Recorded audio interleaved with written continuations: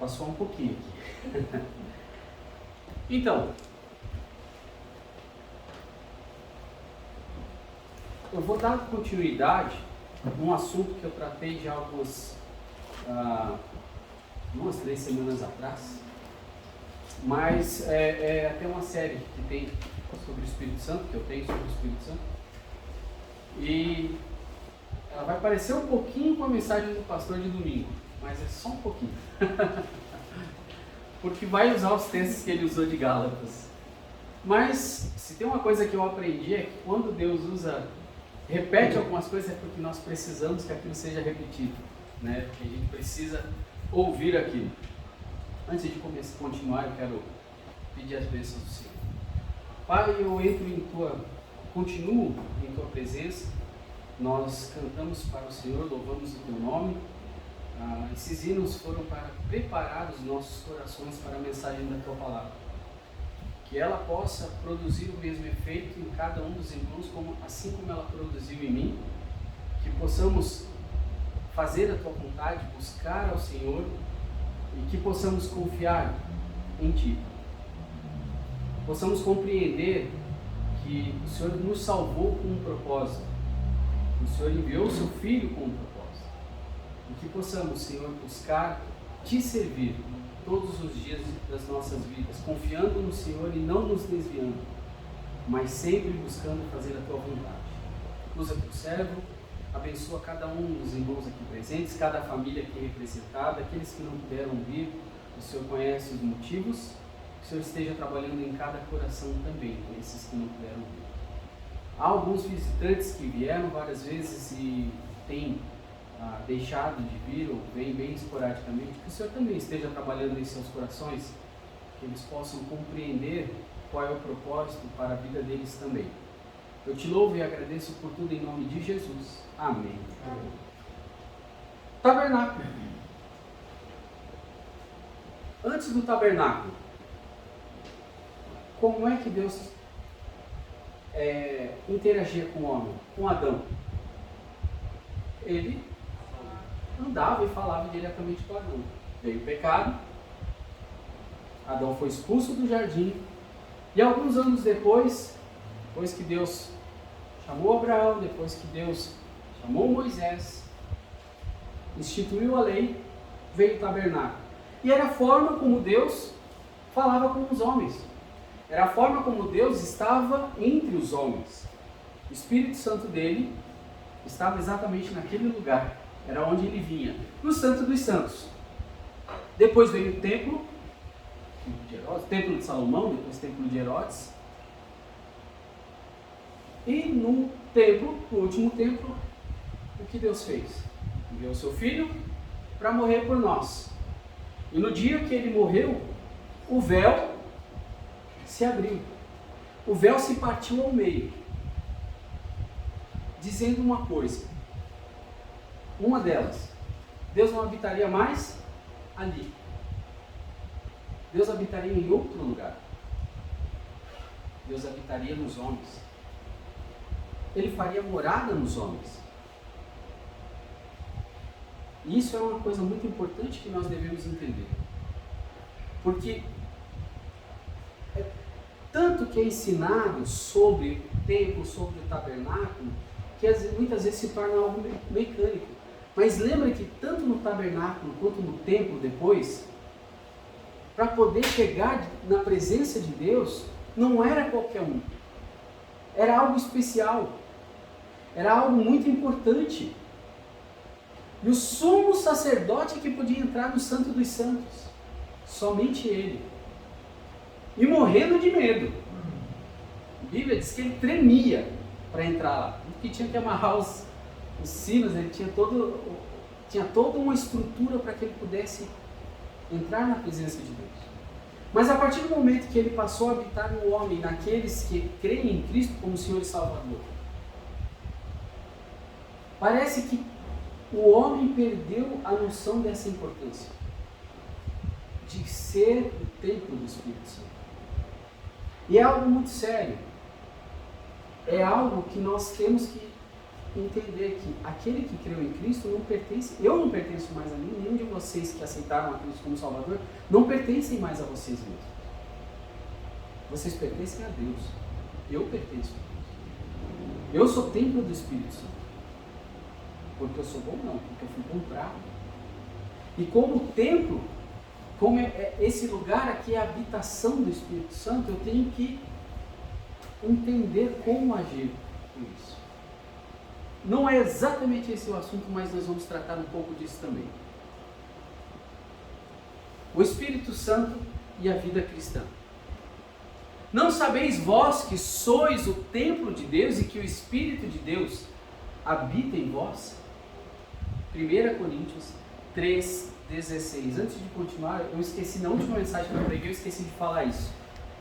Eu sei que eu não preciso falar isso sempre, mas numa igreja que é tão pequena ainda, eu acho importante, sempre que eu prego, eu nunca estou com alguém em mente. E também mesmo que a igreja fosse grande, mas quando é pequena você tem que ter esse cuidado maior ainda. Por mais que eu saiba de qualquer coisa, eu nunca vou pregar pensando em alguém. Eu esqueci de falar isso na mensagem passada, porque às vezes a gente está falando aqui e eu não quero nunca que alguém pense isso. Até porque eu tenho que pregar a palavra de Deus não porque eu quero atingir alguém em si, porque eu quero que a igreja seja edificada. Amém? Algumas coisas que nós vimos sobre o Espírito Santo, por isso que eu falei que eu preguei isso há algum tempo atrás. Que o Espírito Santo é uma pessoa com intelecto, emoções e vontade. Estão lembrados que eu preguei sobre isso? Eu não sei se vocês já estavam aqui nessa mensagem quando eu preguei. Quer dizer, né? Eu esqueci o nome do seu esposo agora. Mas eu preguei e falei sobre isso. O Espírito Santo é uma pessoa com intelecto, emoções e vontade. Disse então Pedro, Ananias, por que encheu Satanás o teu coração para que mentisses ao Espírito Santo e retivesses parte do preço da herdade? Atos 5,3, ou seja, você mente para alguém, para uma pessoa. No caso ali era o Espírito Santo. Que ele é a terceira pessoa da Trindade, que também explanei sobre isso na outra mensagem. Portanto, ide, fazei discípulos de todas as nações, batizando-os em nome do Pai, do Filho e do Espírito Santo. Ou seja, o Pai, o Filho e o Espírito Santo, eles são iguais. Eles não têm diferença. Um melhor do que o outro, um maior que o outro. Existe a hierarquia por livre escolha deles. Agora, o papel do Espírito Santo na conversão. Falei sobre isso também. Ele regenera o crente e traz vida nova, Tito 3,5. Não pelas obras de justiça que houvéssemos feito, mas segundo a sua misericórdia, nos salvou pela lavagem da regeneração e da renovação do Espírito Santo. Então ele regenera, ele nos regenera e nos traz vida nova. Ele habita no crente, como nós já falamos, 1 Coríntios 6, 19 e 20. Ou não sabeis que o vosso corpo é o templo do Espírito Santo, que habita em vós, proveniente de Deus, e que não sois de vós mesmos, porque fostes comprados por bom preço. Glorificai, pois, a nosso Deus no vosso corpo e no vosso espírito, os quais pertencem a Deus. Ele sela o crente, Efésios 4,30, e não entristeçais o Espírito Santo de Deus, no qual estáis selados para o dia da redenção. É o seu penhor, é a sua garantia de salvação. Ele batiza o crente no corpo de Cristo, 1 Coríntios 12,13, porque assim como o corpo é um e tem muitos membros, e todos os membros, sendo muitos, são um só corpo, assim é Cristo também. Pois todos nós fomos batizados em um Espírito, formando um corpo, quer judeus, quer gregos, quer servos, quer livres, e todos temos bebido de um Espírito. Ou seja, ele nos coloca no corpo de Cristo. Agora tem uma pergunta.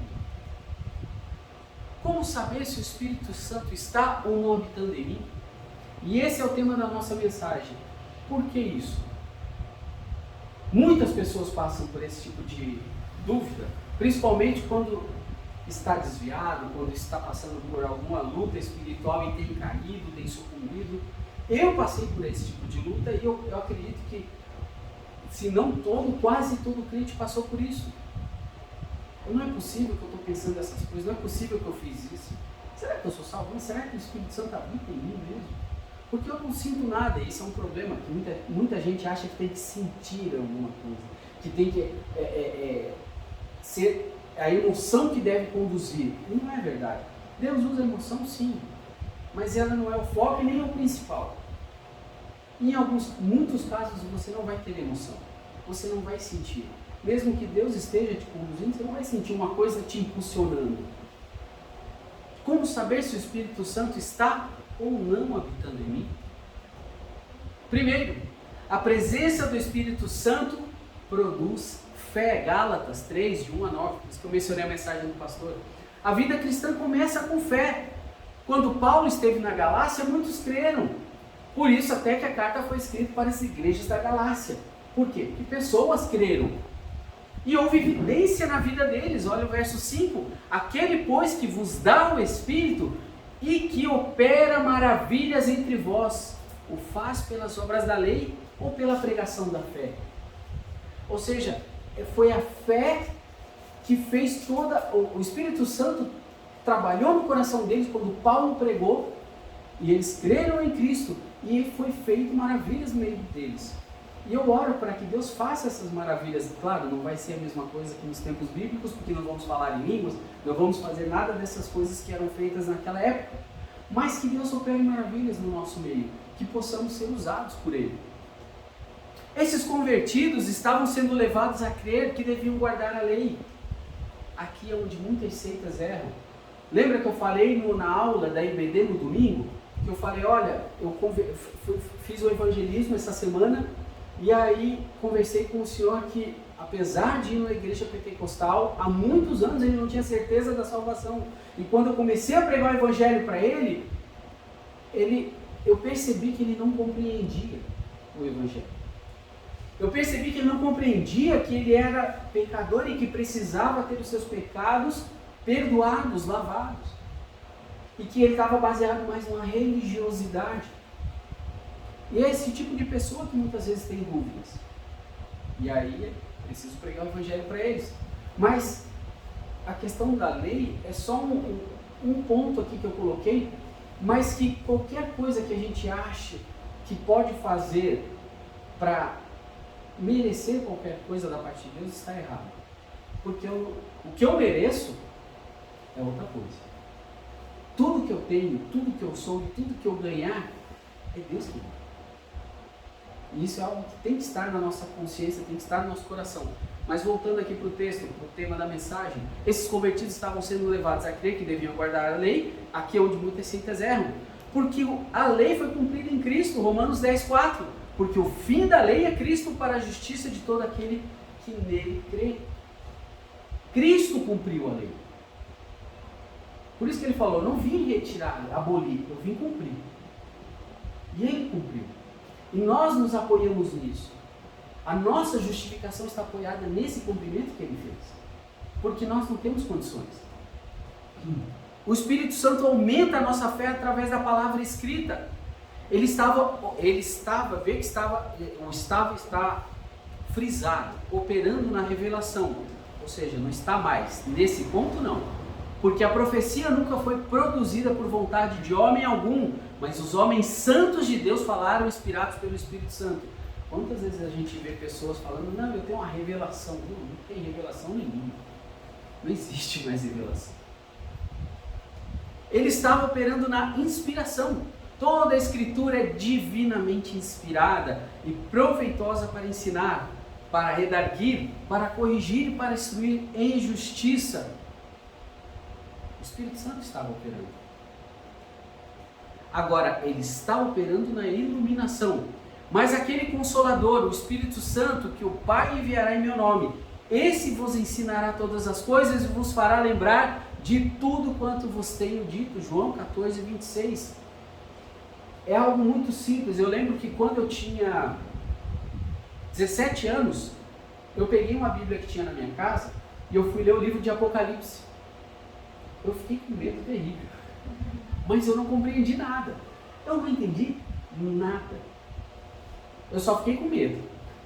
E eu ainda lembro de ter comentado com a minha mãe, que eu só não quero, eu não quero estar aqui quando isso acontecer, quando essas coisas aqui estiverem acontecendo, e morria de medo que chegasse aquela época.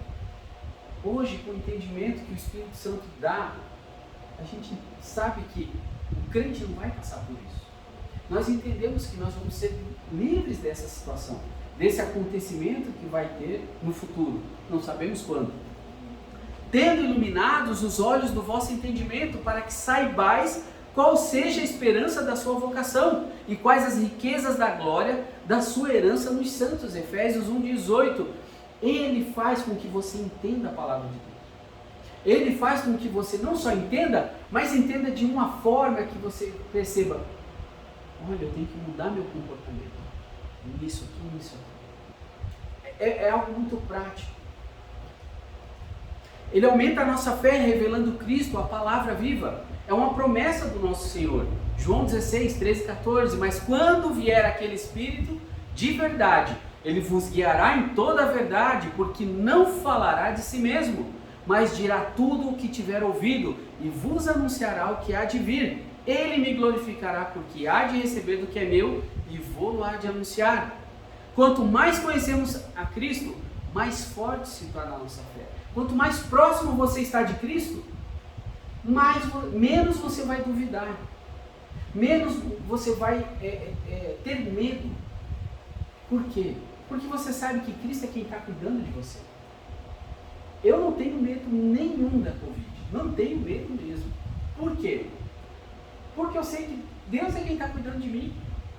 Se for para eu pegar, se for para eu ser levado, é Ele quem decide.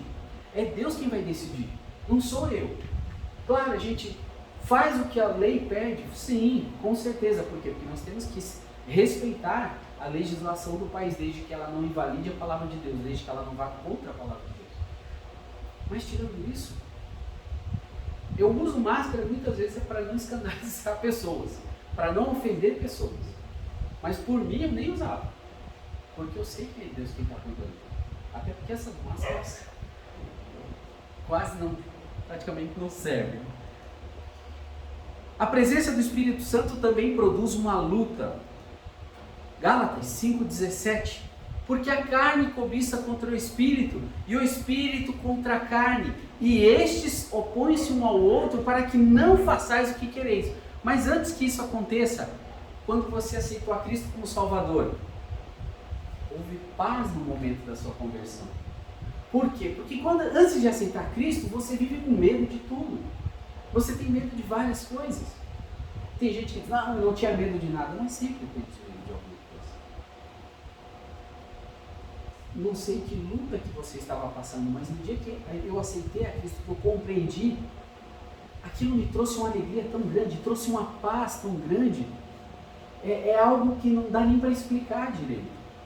Porque é melhor do que quando nasceu a minha filha, é melhor do que no dia que eu casei. E olha que no dia que eu casei, eu fiquei assim, minha esposa estava maravilhosamente linda. No dia que ela entrou, que eu vi ela entrando na igreja. O dia que eu vi a Chloe saindo da barriga dela ali, foi maravilhoso, foi algo assim, indescritível. A Nicole, mesma coisa. Mas o dia que eu aceitei a Cristo, que eu entendi que eu não iria mais para o inferno, e que aquele Deus, Ele mandou o Filho dele morrer por mim, que não sou nada, quem sou eu? Eu sou um grãozinho de nada, nesse universo todo. Essa paz é algo que só um verdadeiro salvo tem. É algo que excede o entendimento. A vida espiritual acaba de chegar, é tudo novo, você pega a Bíblia, você começa a ler, e o que eu faço agora? Lembra que eu contei uma vez o caso do pastor lá, que eu liguei para ele para perguntar se eu podia... Era Corpus Christi, Sexta-feira Santa, não sei. Aquela que não come carne. Eu não lembro mais a data. Eu nunca fui muito bom de guardar isso. E eu, pastor, será que eu posso comer essa carne hoje? Se você não quiser, traz para mim que eu como. Eu falo. É algo maravilhoso. A comunhão com Deus torna-se uma realidade, porque até aquele momento você não é filho de Deus. Você não tem comunhão com Deus. Você tem religiosidade. E eu era muito religioso. Eu era católico, apostólico, romano, salve. Daquele, eu tinha os santinhos, eu carregava para tudo quanto é canto os santinhos, com as rezas, né? Eu sei até hoje. Creio em Deus Pai. Esqueci, só porque eu falei que eu creio em Deus Pai. Agora não lembro mais para recitar. Eu sabia de cor as rezas. Até pouco tempo eu estava falando para minha esposa, eu esqueci agora. E a coisa advogada nossa, agora fugiu. Eu sabia todas. Eu sabia de cor, fiz a primeira comunhão. Mas era religiosidade. Eu lembro até hoje, eu não sei se eu contei esse testemunho aqui, quando eu estava na Vila Olímpica do Matsubara, lá no Paraná. Não sei se já ouviram falar desse time que tinha lá no Paraná, eu joguei lá. E um dia eu estava lá na cama e eu estava meio que em angústia. Aí eu peguei os folhetos, os santinhos, né? E comecei a rezar um após o outro. Porque eu queria uma paz que eu não tinha. Era religiosidade. É uma paz, é uma comunhão com Deus que você é totalmente diferente. É algo sensacional. Porém, nem tudo são flores. Nem tudo é festa. No mundo tereis aflições, mas tem de bom ânimo. Eu venci o mundo. Percebe que ele está até apontando para você, é guerra. Logo, porém, aprendemos que estamos numa guerra. 1 Timóteo 6,12 e 2 Timóteo 4,7. Milita a boa milícia da fé. Combate, em outra versão. Toma posse da vida eterna, para a qual também foste chamado, tendo já feito boa confissão diante de muitas testemunhas. Combati o bom combate. Acabei a carreira. Guardei a fé. Como eu quero poder falar isso que o Paulo fala? Eu quero. Porque é uma luta. O grande problema, outro dos grandes problemas da igreja hoje, dos crentes, não encara como uma luta, não encara como uma guerra, não vê isso aqui, ó, não vê isso, vê no máximo assim, eu tenho umas discordâncias, eu discordo de alguma coisinha, mas nem tudo precisa ser assim a ferro e fogo, as coisas não são assim.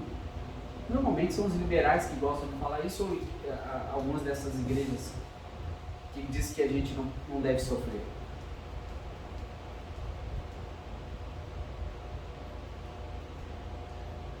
Nossa guerra é contra o diabo. Eu louvo a Deus porque Deus não fez ele nem onipresente nem onisciente. Ele é um anjo normal. Não tinha como ele ser. Mas a nossa luta é contra ele. Revesti-vos de toda a armadura de Deus, para que possais estar firmes contra as astutas, preste atenção nessa palavra, astutas ciladas do diabo, porque não temos que lutar contra a carne e o sangue, mas sim contra os principados, contra as potestades, contra os príncipes das trevas deste século, contra as hostes espirituais da maldade nos lugares celestiais. Ele fala revesti-vos porque alguns versículos antes, o que ele diz? Despojai-vos do velho homem. A palavra despojai-vos é como se tirando tudo. Revesti-vos. Veste essa roupa, essa armadura. E ele não está brincando. Ele não está brincando. Guerra contra a carne. Eu até vou dar um testemunho sobre isso. 1 Coríntios 9, 27. Antes subjugo, ali entre parênteses, esmurro o meu corpo e o reduzo à servidão, para que pregando aos outros, eu mesmo não venha de alguma maneira ficar reprovado. Primeira palavra ali, esmurro o meu corpo. Aquele voz AP significa voz ativa do presente, voz ativa no grego. O que isso quer dizer? É algo constante. E é você praticando a ação. Não é você sofrendo a ação que é a voz passiva. É você praticando a ação.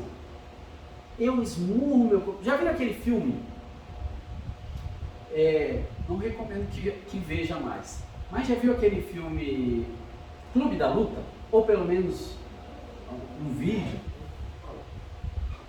A história de um cara que tem problemas mentais e você passa o filme todo, é o Brad Pitt e o Edward Norton. Faz muitos anos que eu vi esse filme, muitos anos mesmo. E aí ele cria como se fosse, ele vai lutar em garagens, assim, eles lutam de se machucar mesmo. Igual o MMA, que eu também não aprovo, não gosto e não aconselho que assista isso, porque é violência. Eu, particularmente, eu não gosto. Mas a ideia lá é essa, porque no final do filme, você descobre que ele tem dupla personalidade e ele mesmo bate nele. de machucar mesmo, de se ferir. É essa a ideia. Eu esmurro o meu corpo para que eu não seja o quê? Pregando aos outros, eu mesmo não venha de alguma maneira ficar reprovado. É isso que Paulo está dizendo. E é com severidade. Não é uma coisa assim, não, faz isso não. É algo, você está a ponto de cometer algo errado, faça qualquer coisa com você para que você não peque contra Deus. A ideia de Paulo é essa. Para não cair na tentação. Para não pecar contra Deus. Porque a luta é forte, a nossa carne é terrível. E se puder, Satanás ele vai instigar e a sua carne junto. Se você não tiver alicerçado, se você não tiver na mente que é um combate, você cai. Você sucumbe. Eu estava estudando, esse é o testemunho que eu ia falar para vocês. Quando a gente está no seminário, nós compartilhamos muito material uns com os outros. E depois no ministério também. O pastor compartilha com outro pastor por pendrive, por e-mail, de qualquer jeito. Compartilha materiais. Por exemplo, eu peguei muito material, comentários bíblicos, livros, livros teológicos, vários tipos de materiais. E aí eu fui buscar muitas dessas coisas agora para poder desenvolver o meu material para dar EBD, às vezes para buscar para mensagem, para coisas assim. E é muita coisa, são mais de 30 gigas de material que eu tenho na minha HD. Aí eu fui pesquisar, fazia tempo que eu não mexia nessa parte, né? Eu estava só usando os livros, mas eu fui lá mexer. E como eu falei, você recebe de outras pessoas. Eu não sei se quem baixou com isso junto, estava lá no meio. Mas ao pesquisar, procurando comentários, programas bíblicos, eu fui entrando. Na hora que eu abro uma pasta, um arquivo, o que aparece lá? Uma imagem bem grande de um vídeo. É bem o que vocês pensaram agora. Uma cena, a cena completa ali acontecendo. Na hora, me deu sabe, você até se arrepia todo. E eu pensei, Senhor, misericórdia, já mandei para a lixeira. Mas na hora você sente que a carne, ela atiça para você abrir o arquivo. E eu não vou dizer que Satanás estava ali também, mas ele tem os servos dele. E não são poucos. Não são poucos. Esse tipo de tentação vem. Esse tipo de situação onde pode fazer com que você caia, vem. Não só esse tipo. Outros também. É uma luta, é uma guerra. E você não sabe quando vai vir a próxima situação onde você pode cair. Sempre tem que estar preparado. E sempre tem que reduzir o nosso corpo à escravidão. Por quê? Porque senão você cai. Quantos pastores não caíram? Pastores com problemas com sites imorais. Quantos servos de Deus não caíram em adultério? É algo muito sério. E isso é muito danoso para o ministério, sim, para um pastor Por quê? Porque eu não conseguiria vir aqui pregar. Eu não consigo pregar e Deus sabe disso. Eu oro, Senhor, me dá forças para manter a comunhão com o Senhor sempre. Porque eu não consigo nem pregar e nem dar aula se eu fizer qualquer coisa que eu sei que desagrada a Deus. Porque você perde a autoridade, você perde aquela ligação com o Espírito Santo, com Deus, que te permite falar por Ele. Agora, é mais difícil ainda, eu penso, na vida de um irmão, uma irmã que não está à frente, porque ninguém vai saber. Deus vai, mas ninguém vai saber. É uma luta, é um combate. Não brinque. A nossa vida não é uma brincadeira. A nossa vida é algo muito sério. E nós temos que tomar esse cuidado. Qual é o ponto do conflito? O espírito faltou a palavra luta, acho que eu apaguei. Luta contra a natureza pecaminosa, Gálatas 5,17. Porque a carne cobiça ou milita contra o espírito e o espírito contra a carne, e esses opõem-se um ao outro, para que não façais o que quereis. Considere a luta de Paulo. A gente não vai ler esse trecho todo, Romanos 7, de 15 a 25, mas alguns eu quero destacar 3 versículos. Verso 13 de Romanos capítulo 7. Logo, tornou-se-me o bom em morte? De modo nenhum, mas o pecado, para que se mostrasse pecado, operou em mim a morte pelo bem, a fim de que pelo mandamento o pecado se fizesse excessivamente maligno. O que significa aquele C versus E? É para eu lembrar. Criacionismo versus evolucionismo. Por quê?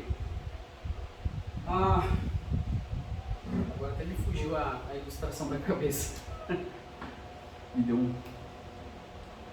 Deixa eu ler o versículo de novo. Logo tornou-se o bom em morte de modo nenhum, mas o pecado, para que se mostrasse pecado, lembrei. Um dos pontos entre criacionismo e evolucionismo é: se Deus não existisse, se Deus não existe, por que eu devo ter um padrão moral? Eu faço o meu padrão moral. Eu faço o que eu acho melhor.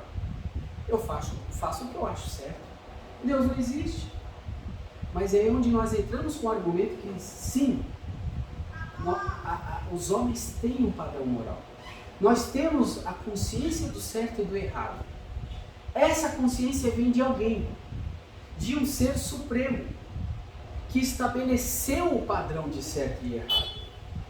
Quando a gente vem aqui para esse verso 13, é essa a ideia, que me deu branco aqui agora, essa é a ideia quando ele fala sobre o pecado.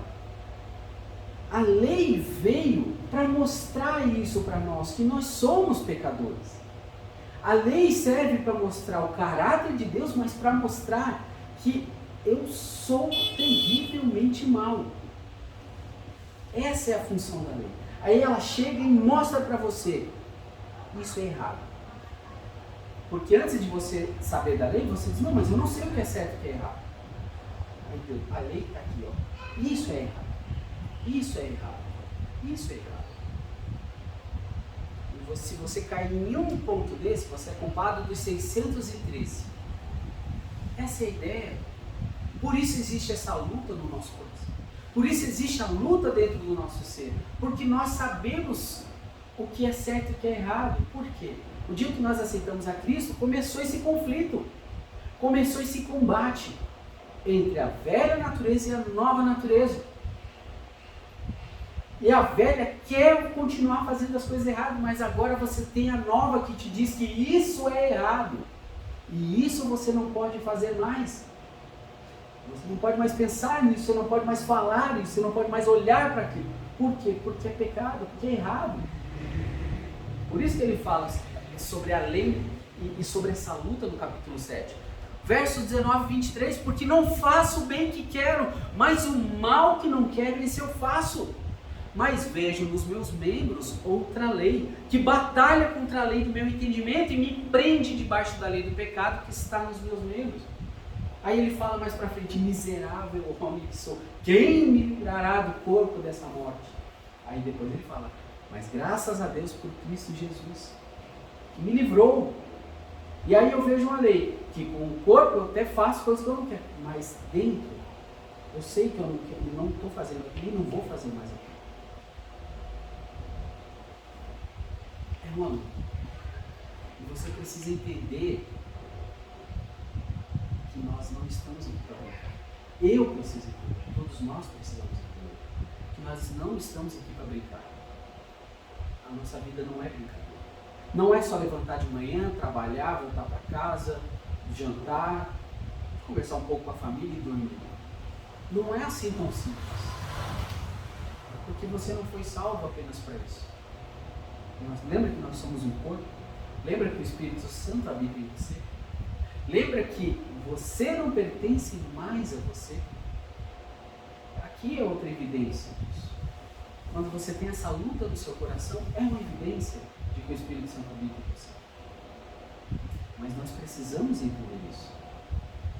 Que a nossa vida não é uma vida só para sobreviver. Nós temos que viver para Cristo. Como permanecer vitorioso nessa batalha?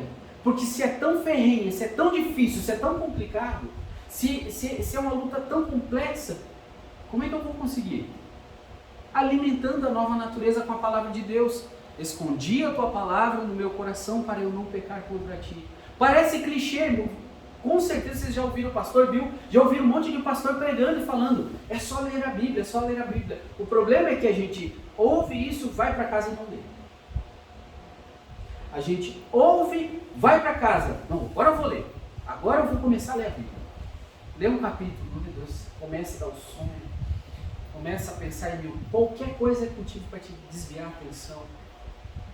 E aí, às vezes até lê no primeiro dia, lê no segundo, porque a mensagem te despertou para isso. Mas lá pelo terceiro, quarto, às vezes quinto dia, já acabou. Já acabou aquilo. A mensagem vai se dissipando da cabeça e a gente vai voltando para as velhas práticas. A gente vai voltando a perder tempo com coisas que não precisam. Não digo nem pecados. Eu vou dar um exemplo de algo que é muito... não vou nem falar das redes sociais. Facebook, Instagram, essas que tiram o nosso tempo e a nossa atenção. YouTube. O YouTube é campeão de te fazer perder tempo. Porque você quer ver um vídeo, até bom, interessante. Só que ali do lado tem ali outro vídeo. Puxa, isso é legal também. Aí você já vai lá, clica ali com o botão direito, abre nova aba. Exatamente, e vai abrindo, aí você deixa vários vídeos para... Quando você vê, você está na frente do celular, do computador ali por horas vendo um negócio que não tem nada a ver com o que você estava procurando. Não, e que não te trouxe, não te edificou. Trouxe às vezes um conhecimentozinho? Sim. Você aprendeu uma coisinha nova? Sim. Mas aquilo que era necessário, aquilo que você deve investir seu tempo, não vai. E é aí que está o problema, porque você não se alimenta espiritualmente. E aí por onde que vai, quem vai ser automaticamente alimentado quando você não alimenta a nova natureza? A velha. E aí de um vídeo para outro vídeo, de repente, algum vídeo com uma coisa a mais que não deve ser vista. E é onde você... É um passo de cada vez para você se desviar, para você cair na tentação, para você fazer coisas que não agradam a Deus. Para nós fazermos. Não é clichê dizer alimentando a nova natureza com a palavra de Deus. É uma verdade. É importante demais isso. Porque é através de... Como que eu não vou pecar contra Deus? Lendo a palavra dele. Submetendo-nos ao Espírito Santo, Gálatas 5,16. Digo, porém, andai em espírito e não cumprireis a concupiscência da carne. Isso é fato, irmãos, eu falo por experiência própria. Quando você está em comunhão com Deus, quando você está buscando a Deus, quando você está dedicando a sua vida para Deus, de verdade, não só por obrigação, mas porque você quer, você consegue. Você consegue vencer as tentações. Você consegue buscar a fazer a vontade de Deus. Mas precisa ler a palavra de Deus, porque aí você se submete ao Espírito Santo e aí você vence. Resistir ao diabo e ele fugirá de vós. Mas você só consegue resistir ao diabo se você estiver se alimentando. Se você não estiver se alimentando, meu amigo, como diz um pregador que tem por aí, não é pra vocês ouvirem a mensagem dele não, porque ele é pentecostal, mas meu chapa, eu não sei se vocês sabem de que eu estou falando, meu chapa, você precisa se alimentar, porque senão você cai. A presença do Espírito Santo produz fruto, Gálatas 5, 22 e 23, mas o fruto do Espírito é amor, gozo, paz, longanimidade, benignidade, bondade, fé, mansidão, temperança. Contra estas coisas não há lei. Como saber quem está vencendo a batalha? Frutos. Simples. Como está a sua vida? Tem como você saber? Você mesmo. Tem como nós sabermos se a gente está vencendo essa batalha ou se a gente está perdendo ela. Porque são os frutos que vão mostrar isso. É o desejo de ouvir mais a palavra de Deus, de ler mais a palavra de Deus. Gente, tem tantas formas hoje. Tem dificuldade de ler? Escuta. Tem a Bíblia em áudio. Tem várias formas hoje. Tem gente que se distrai. Escuta. Eu conheço pessoas que conseguiam ficar horas escutando, mas sentar para ler tinha mais dificuldade. Mas não significa que você não deva ler, você precisa ler. Na minha opinião, é importante ler até para memorizar. Mas são os frutos. Como é o seu fruto hoje? Que tipo de fruto você está produzindo? O Espírito quer produzir esses aspectos do fruto em você. Observe essa lista e suas divisões naturais, já estou quase finalizando, de crescimento. Amor, ali é o amor ágape, é aquele amor que Deus derrama nos nossos corações quando a gente aceita Cristo. Que nós não temos esse amor sem Cristo, sem ter sido salvos. Alegria, a palavra no grego é cara, significa satisfação. Conhece aquele corinho? Satisfação é ter a Cristo, não há melhor prazer já visto, sou de Jesus e agora eu sinto satisfação sem fim. Sim, paz real, sim, gozo na aflição, achei o segredo, é Cristo no coração, aleluia. Vocês conhecem esse corinho? É muito gostoso, gosto muito dele. Essa alegria é uma alegria totalmente diferente daquela alegria tipo, comprei um carro, fiquei feliz demais. Passa um mês, o carro já não é mais a sua fonte da alegria. Observe a vida dos famosos. Ele tem dinheiro a rodo e compra uma Ferrari, compra um Porsche, compra uma mansão, mas você não vê a alegria na vida deles. Você vê tristeza, você vê depressão. Quem poderia dizer que um homem como, eu não sei se vocês vão saber, talvez com os personagens, alguns personagens que ele fez, vocês vão saber quem é, Robin Williams. Sabem quem é Robin Williams? Que fez Pat Adams, que fez Peter Pan, que fez vários super famosos, e nos filmes você diz aqui, assim, um homem super legal, deve ser legal até se conhecer, se suicidou. Por quê? Não tem a verdadeira alegria, não tem a verdadeira paz, que inclusive é o próximo que eu ia falar. No grego, paz significa eirene, sabe? Irene vem desse aqui, é grego, é paz. A dona Irene é a dona paz. Você fala, dona paz, é dona Irene. Significa ausência de conflito. A ideia lá é sem guerra. É essa paz que nós acabamos de cantar. É uma paz que excede todo entendimento. É uma paz que ninguém entende como você não está sendo abalado com tudo que está acontecendo. Você perde um ente querido e você está lá. Normal. Você perde o emprego e você está lá dando glória a Deus, dizendo, Senhor, obrigado, porque eu sei que o Senhor está cuidando de mim. É diferente. Longanimidade, alta tolerância, significa resistência. Aqui é ativo, não é passivo. Você não está sofrendo, você está executando essa alta tolerância. Sabe quando a pessoa fala, eu não tenho tolerância à lactose, qualquer coisa me fica doente? Não, aqui você...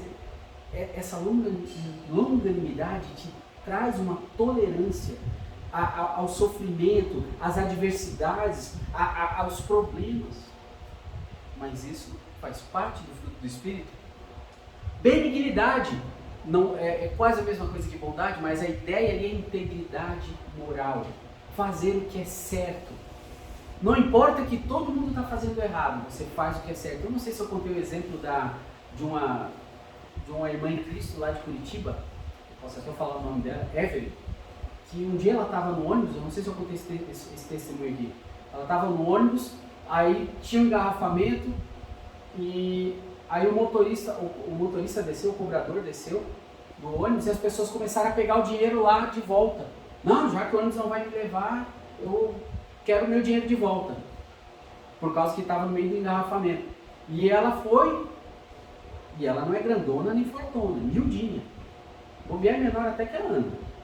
Não que a Ana seja miudinha, a Ana, pelo contrário, é grande, mas é menor até que a Ana. Sabe o que ela fez? Ela foi e chamou. Motorista, cobrador, volta. Eles estão pegando dinheiro. Estão pegando. Imagina. É integridade. É fazer o que é certo, não importa as consequências. Que eles poderiam ficar com raiva dela e querer até bater nela. Mas ela sabia que quem ia ser prejudicado? Os dois. Então, isso é benignidade, é integridade. Bondade. Aqui, bondade é a união de duas palavras no grego. Ágatos, suné. Ágatos é a amabilidade e suné é estar junto. Ou seja, a bondade aqui, a ideia dela é uma pessoa amável, bondosa e que ela quer cuidar das outras pessoas. Ela vê alguém com necessidade, ela sente o desejo de ajudar aquela pessoa. Ela sente impulsionada a solucionar até o problema de outras pessoas. Ela quer ajudar. Isso é bondade. Ela quer estar junto.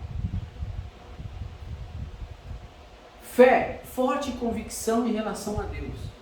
Um verdadeiro salve que está evidenciando o fruto do Espírito com todas as suas características, ele tem uma fé inabalável. Ele não desconfia um segundo do que Deus pode fazer por ele, do que Deus já fez por ele e do que Deus vai fazer.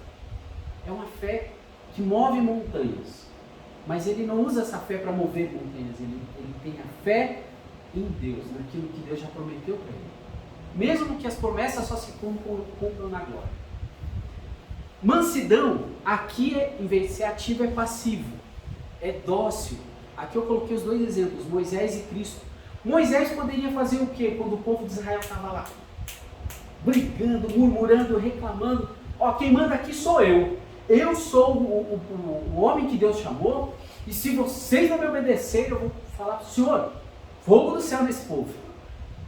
Ele poderia simplesmente ter dito, quando Deus falou que queria destruir, ele poderia ter, em vez de ter feito o que fez, ele poderia dizer, não, Senhor, destrói eles e faz uma nova nação de mim.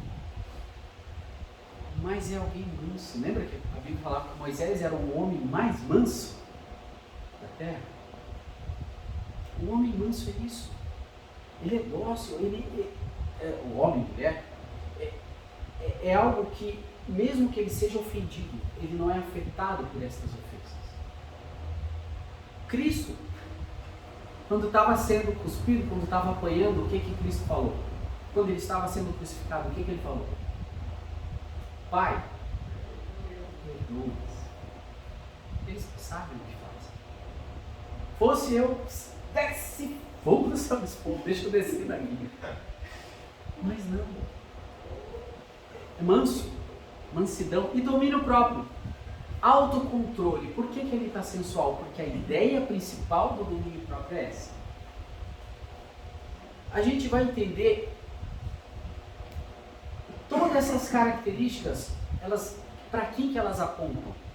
Elas mostram quem?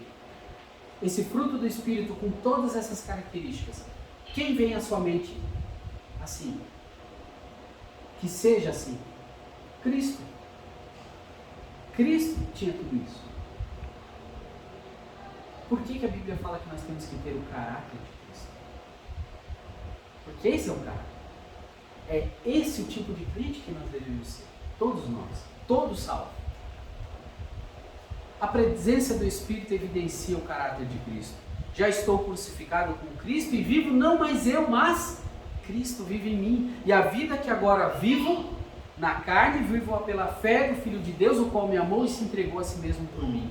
O fruto aqui descrito não é o serviço cristão nem a conquista de almas, embora isso faça parte da vida do cristão, mas trata-se de caráter cristão. É o resultado natural de uma condição sadia. Se a alma estiver com saúde, sendo preenchida pelo Espírito Santo, então haverá fruto. É natural o fruto do Espírito. Ele não é forçado. Não, eu tenho que fazer isso, eu tenho que fazer aquilo. Isso vem de Deus. Quando você está andando em Espírito, quando eu estou andando em Espírito, quando eu estou fazendo a vontade de Deus, é natural. Todas essas características.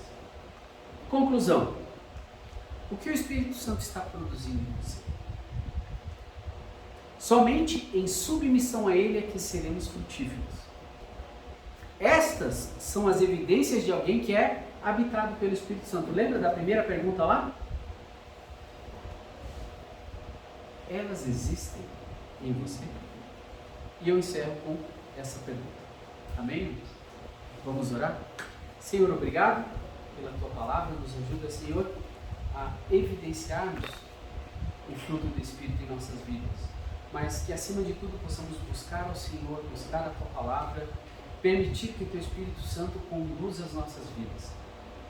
Nos ajuda, Senhor, com nossas lutas, com nossas dificuldades, com o pecado que tenazmente nos assedia.